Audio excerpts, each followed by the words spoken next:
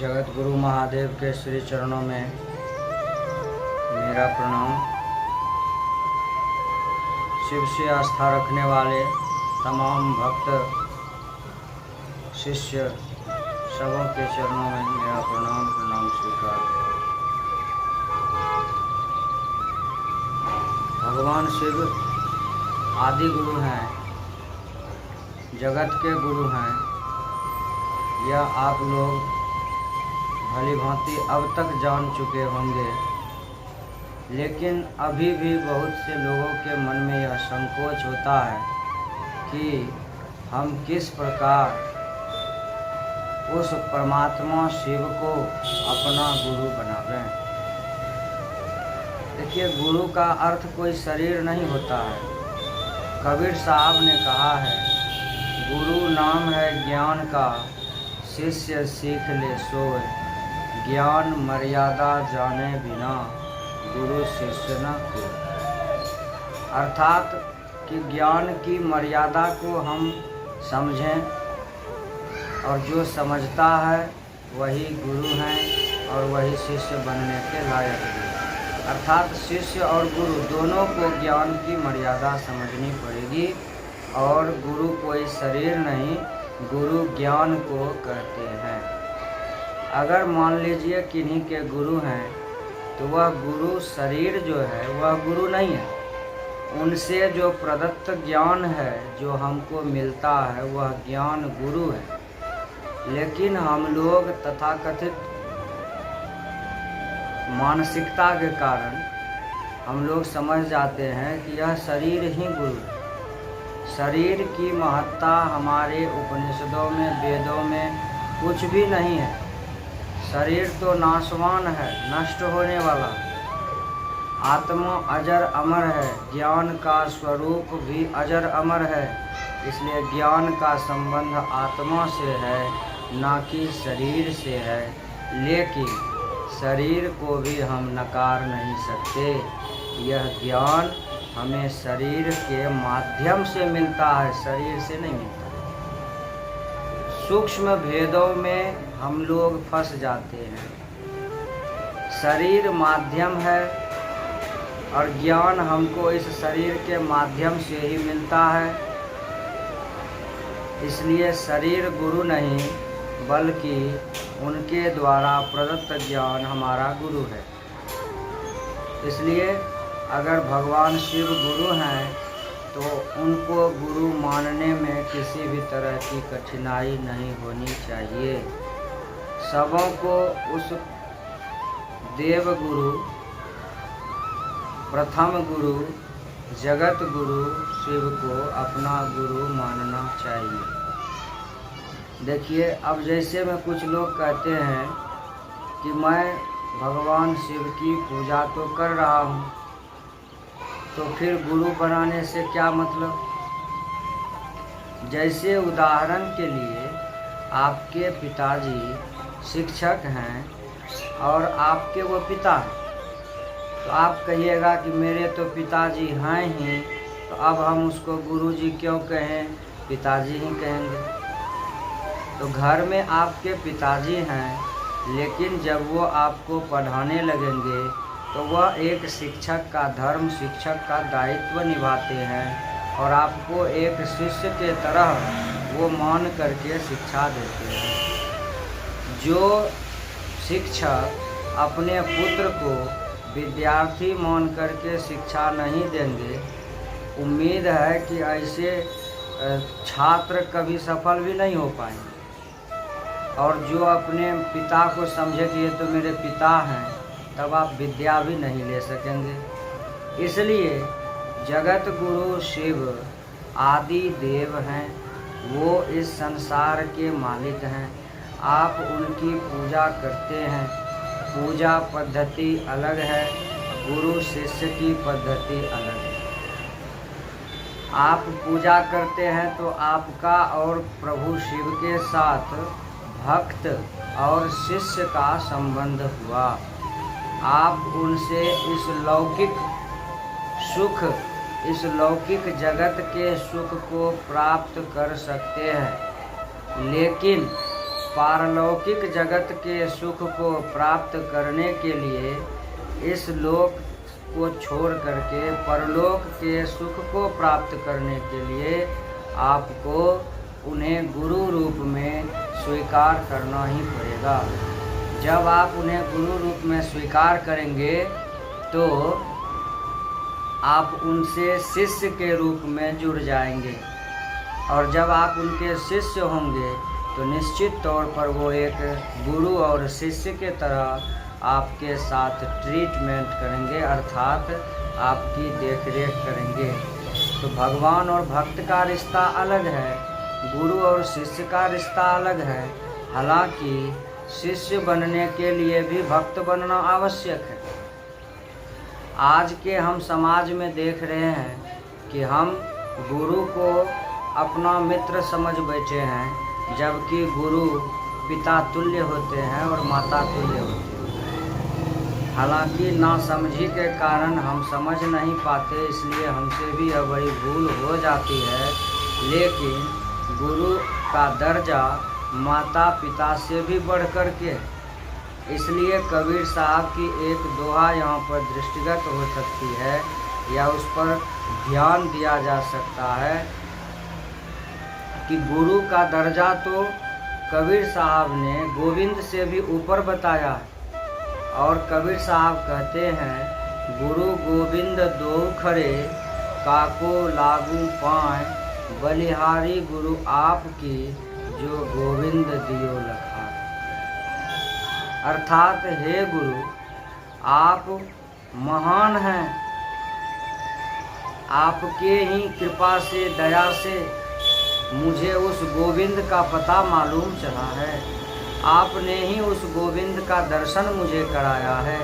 इसलिए गुरुदेव आप धन्य हैं, आप महान हैं कि मुझ जैसे तुच्छ को भी उस परमात्मा के दीदार लायक समझा और उस परमात्मा का दीदार करा दिया। तो गुरु की महिमा अपरंपार है।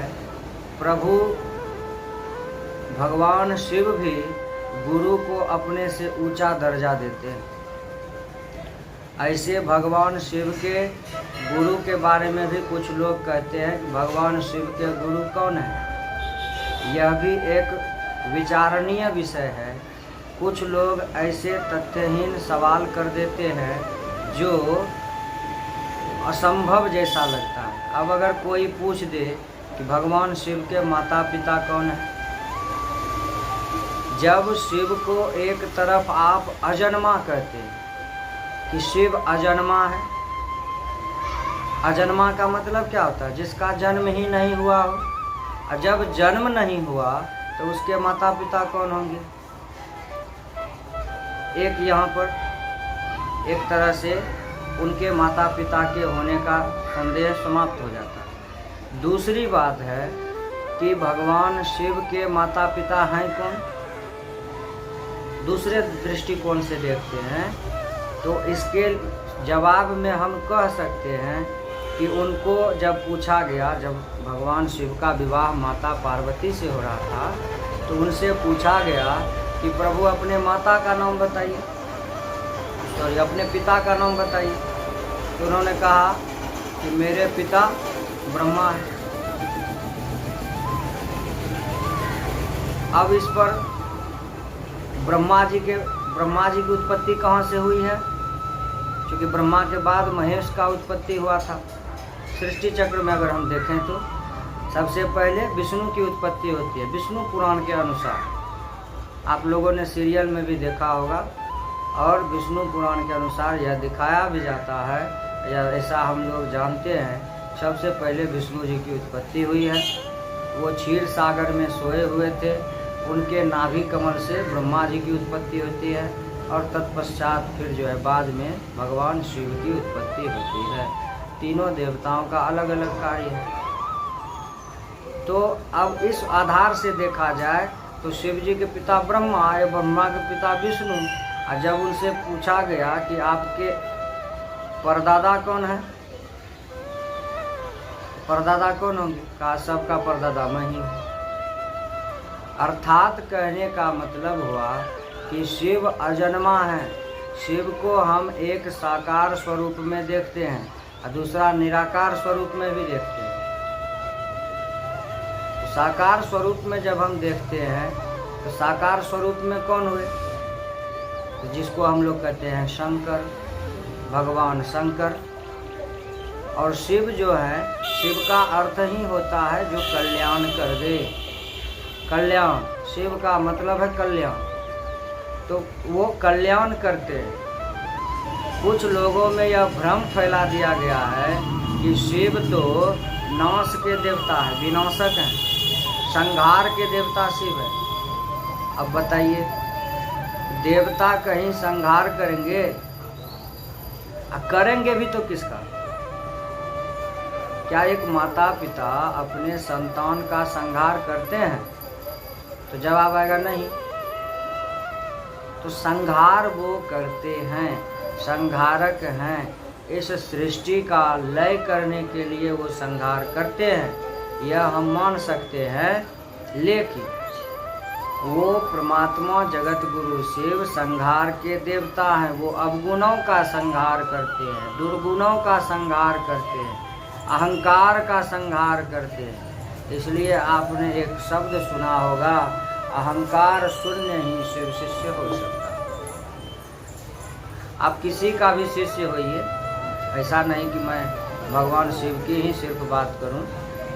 ऐसे मैं शिव शिष्य होने के नाते अपने गुरु का तो बखान करूंगा ही, और मैंने अनुभव भी किया है, इसलिए मैं भगवान शिव की बात करता हूँ। और वास्तव में अगर पूछा जाए तो लगभग सभी व्यक्ति इस बात से अनभिज्ञ नहीं हैं। सबको मालूम है, सब जानकार में है कि भगवान शिव गुरु है।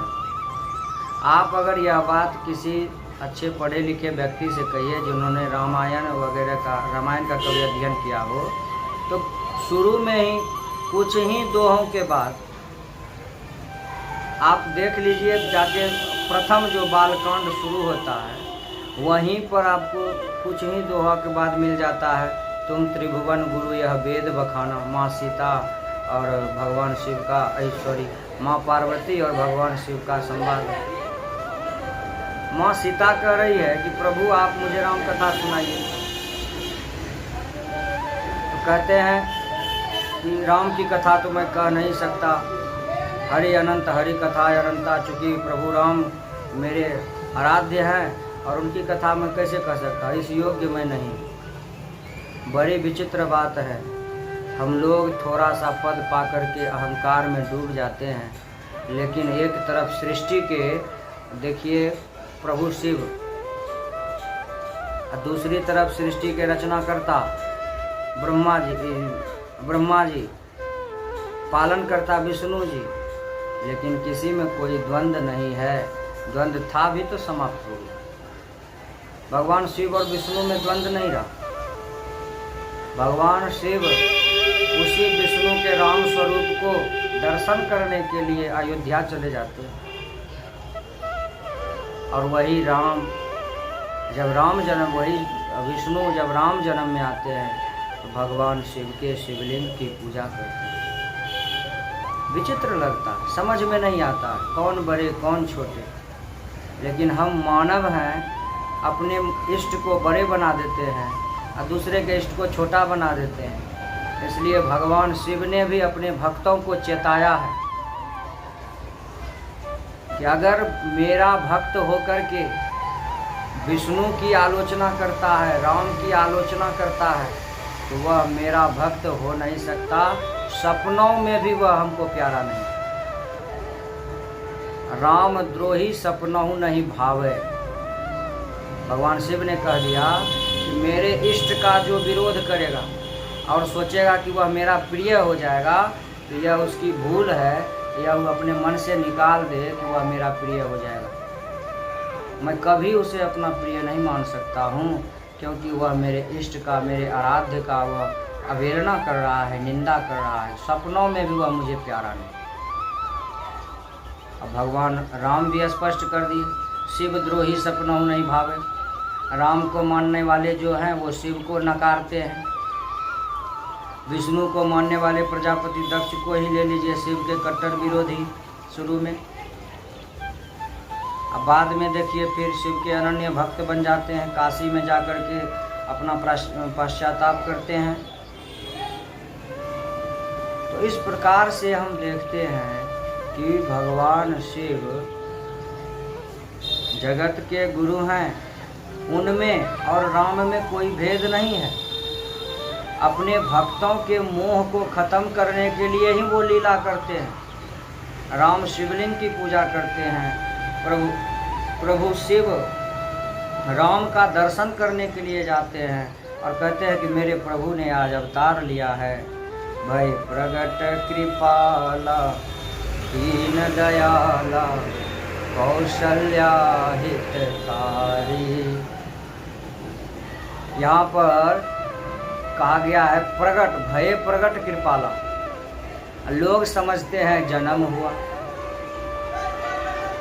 कोई भी देवता, जो भी राम हुए, कृष्ण हुए, किसी ने अपने माँ के गर्भ से जन्म नहीं लिया है। आप इस मोह को दूर कर लीजिए। उन्होंने माया की रचना की, क्योंकि लौकिक रीति से उन्हें आना था। वो गर्भ में आ ही नहीं सकते। और दुनिया का कौन ऐसा व्यक्ति है जो उस दिव्य पुरुष को अपने गर्भ में धारण कर सके? कम से कम यह भी तो सोचना चाहिए हम लोगों को। बोलने से पहले हम कुछ भी बोल देते हैं, कुछ भी किसी के बारे में कह देते हैं, लेकिन बोलने से पहले हमें सोचना चाहिए कि जिस परमात्मा को हम एक तरफ कहते हैं आदि अनंता कह करके वेद नेति नेति कहता है, नेति न इति, यह अंत नहीं और भी है। और उस परमात्मा को हम कहते हैं कि कौशल्या के गर्भ में, कौशल्या के गर्भ को उन्होंने माया के द्वारा 9 महीने तक, जैसे बालक की परवरिश होती है, शिशु की, गर्भस्थ शिशु की परवरिश होती है गर्भ में, उस तरह का परिस्थिति उन्होंने माँ कौशल्या के साथ किया। अगर वो एकाएक प्रकट हो जाते, मान लीजिए कि अभी तुरंत प्रकट हो जाते, तब क्या होता? लोग मानने के लिए तैयार होते कि वो कौशल्या के बेटा थे। लोग तो सवाल उठाते, ना इनको गर्भ रहा, ना और कुछ, ना इन्होंने प्रसव पीड़ा को झेला, तो फिर ये राम के माँ कैसे होगा? इसलिए प्रभु ने बड़े सूक्ष्म माया दृष्टि से माया की रचना करके उन्होंने कौशल्या को मतलब पूर्ण रूप से दिखा दिया कि मैं उनके गर्भ में हूँ। और ये बात पता किसको है? माँ कौशल्या को भी स्वयं पता नहीं है कि मेरे गर्भ में कौन है।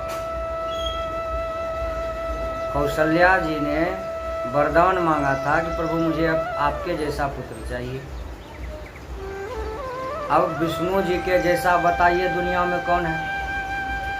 विष्णु भी अद्वितीय, शिव भी अद्वितीय, ब्रह्मा जी भी अद्वितीय, इसके समान दूसरा है ही नहीं कोई। तो जब कहते हैं कि आपके जैसा चाहिए, आपके जैसा कहाँ से लाएंगे भाई? विष्णु के जैसा विष्णु दूसरा कहाँ से लाएंगे? अगर जैसा हो गया तो फिर विष्णु काहे का? इसलिए उन्होंने अपनी माया की रचना के द्वारा कौशल्या के गर्भ को दिखाया। वहाँ पर प्रभु की माया का बस हम अवतरित हो गए, जन्म नहीं लिए हैं। कृष्ण के भी बारे में देख लीजिए, आपको विचित्र लगेगा कि राम का जन्म हुआ 12 बजे दिन में और कृष्ण का जन्म हुआ 12 बजे रात में। अब कहिएगा, आप कुछ लोग कह सकते हैं कि आप खड़े थे उस समय क्या? आप किसी भी संतों से, किसी महान पुरुषों से आप जाकर के सलाह ले लीजिए, पता कीजिए, आपको पता चलेगा कि भगवान राम का जन्म एकदम ठीक 12 बजे दिन में हुआ। रामनवमी हम लोग देखते हैं, चैत्र सुदी में नवमी के दिन प्रभु राम का जन्म हुआ, इसलिए कहा जाता है राम नवमी, भगवान राम की नवमी। और उस दिन ध्वजा गाड़ते हैं, क्योंकि राम के अनन्य भक्त है बजरंग बली। बजरंग बली के बिना राम की कल्पना नहीं, राम के बिना हनुमान का तो अस्तित्व ही नहीं। अब वो हनुमान कौन है? अब देखिए भक्त भगवान का रिश्ता कितना मतलब अजीब है कि शिव खुद हनुमान बन के आए हैं।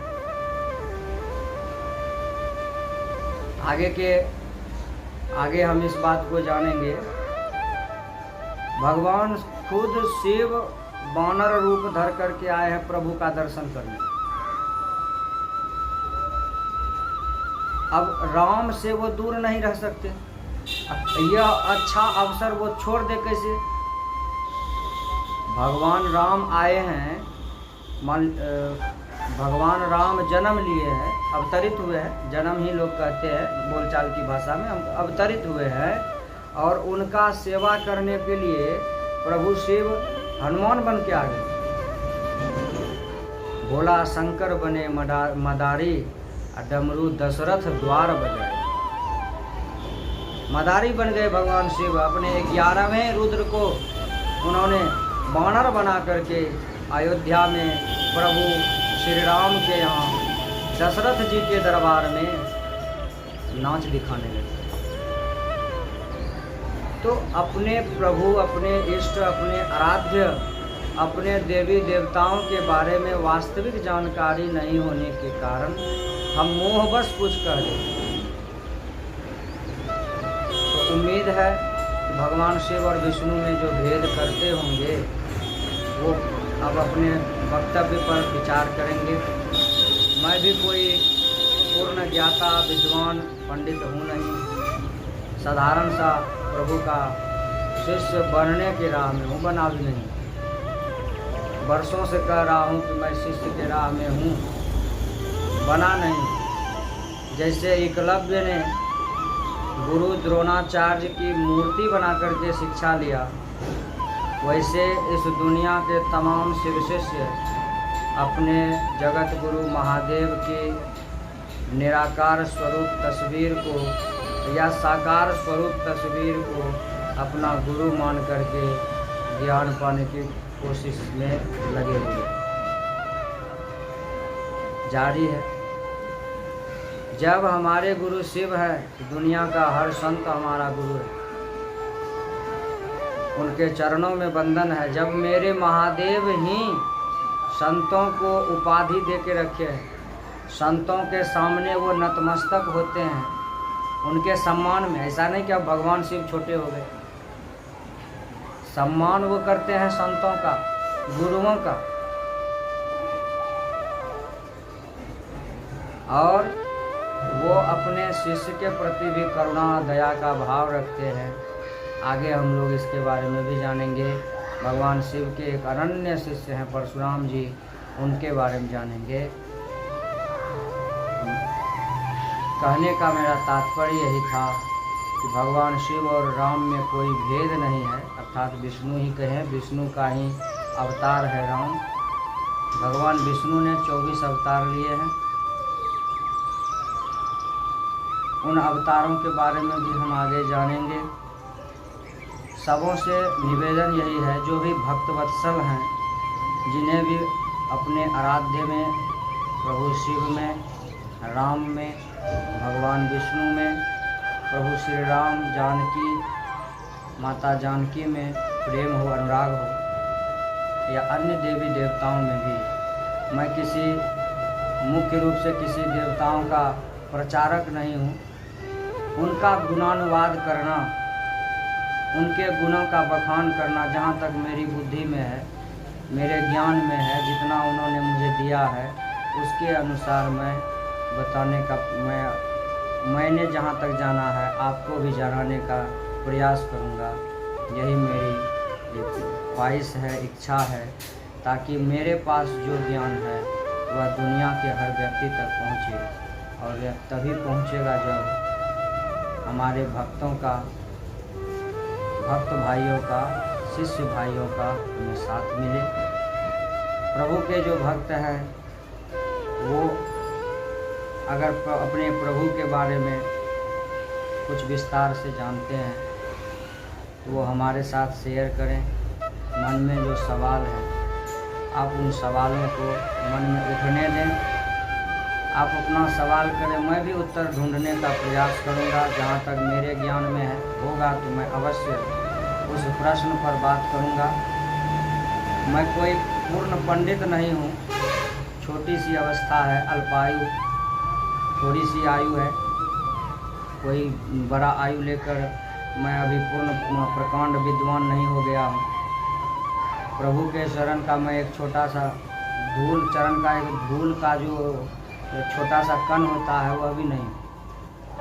मैं अपने आप को समझता हूँ यह दास भाव है प्रभु की। लेकिन फिर भी मैंने सोचा कि जो जानकारी मेरे पास है, जहाँ तक मैंने अनुभव किया है अपना, और जहाँ तक मैं जानता हूँ, लोगों को भी जनाने का प्रयास करूँ।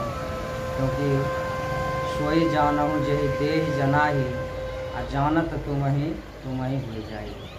वही जान सकता है जिसको प्रभु जनाते हैं, और जब प्रभु को जान जाते हैं तो वह प्रभु ही हो जाते हैं, अर्थात प्रभु में मिल जाते हैं, समाप्त हो जाते हैं।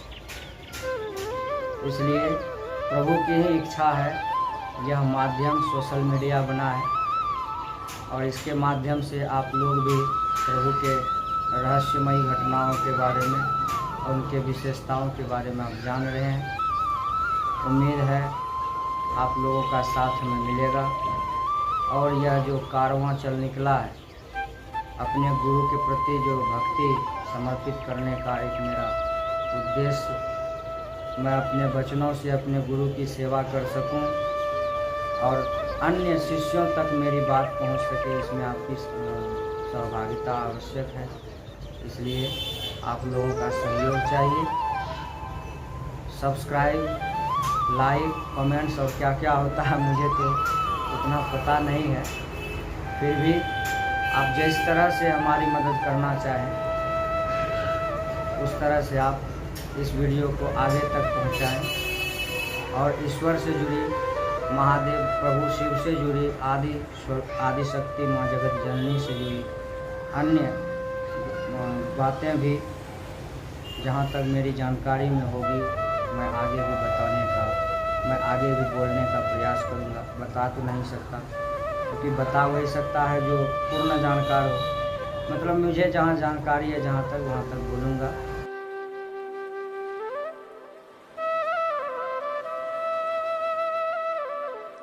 मेरे आराध्य भी शिव हैं, और मैंने अपने जीवन में शिव को ही गुरु माना भी है, मैं स्पष्ट कर दूं। लेकिन मैं मानता सभी को हूँ। मेरे आराध्य, जिसको हम लोग इष्ट देव कहते हैं, वो मेरे शिव हैं। मैं माँ जगत जननी को भी मानता हूँ, उनके प्रति भी मेरी सच्ची श्रद्धा है। और जो भी देवता है, पंच देवता, माँ जगत जननी, श्री गणेश, ब्रह्मा, विष्णु और महेश, इन पांचों के प्रति मेरी कहीं भी अनास्था नहीं है।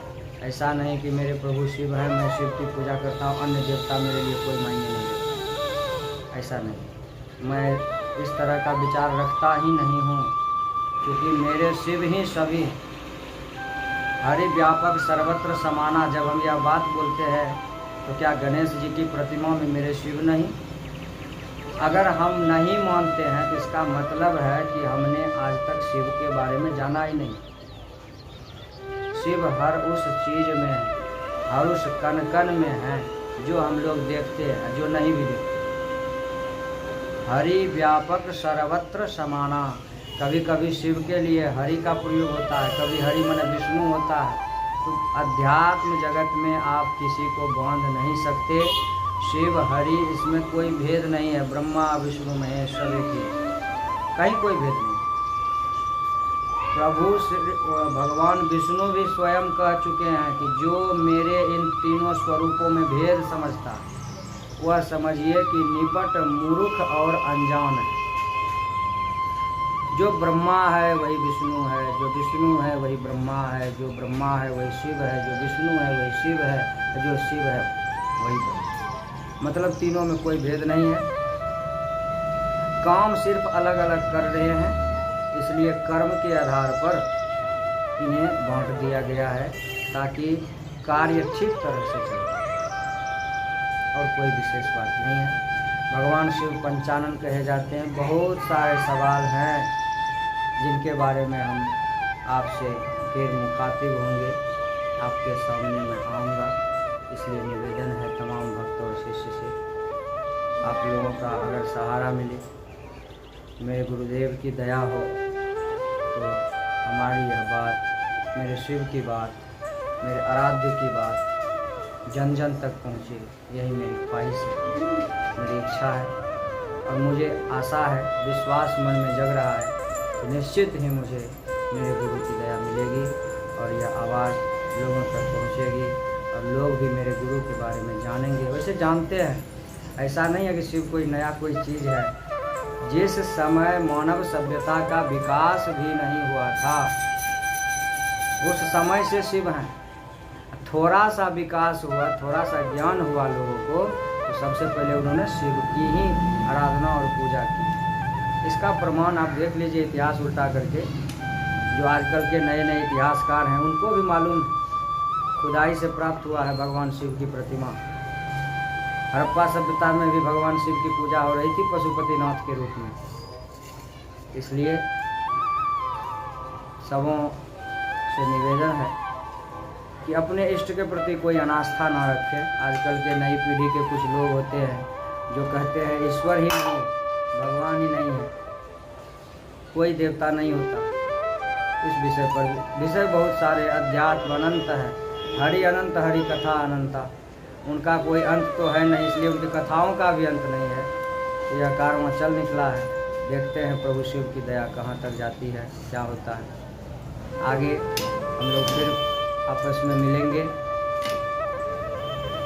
आपके कमेंट्स के माध्यम से हम जानेंगे कि आप क्या विचार रखते हैं।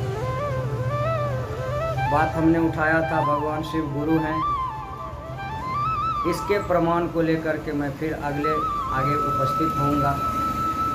प्रमाणित तो मैं कर नहीं सकता, लेकिन मैं जितना बुद्धि है उतना बुद्धि के अनुसार आपको दिखा सकता हूँ, आपके बीच रख सकता हूँ कि ये देखिए हमारे ही ग्रंथ में पेज नंबर वगैरह मैं सब लेकर के आपके सामने उपस्थित होऊंगा कि यहाँ पर लिखा हुआ है।